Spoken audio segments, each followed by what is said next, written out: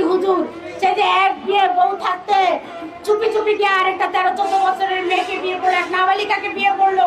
একজন বিয়ে করে, আরেকজন ডিভোর্স দেয়, ওটারে আরেকজন বিয়ে করে। এই হুজুরগুলোর ভিতরে কি সম্পর্ক?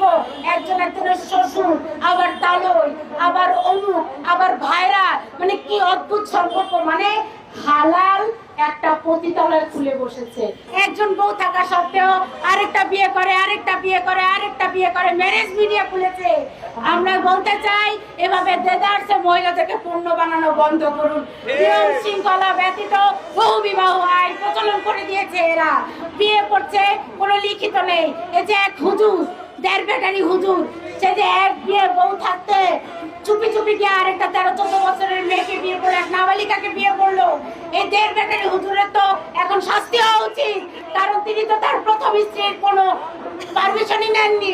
প্রথম স্ত্রীর পারমিশন ছাড়া আরেকটা মেয়েকে কিভাবে বিয়ে করে?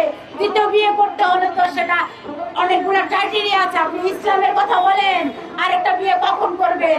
যখন আরেকজন মহিলা অসহায় থাকবে, স্বামী কর্তৃক ডিভোর্স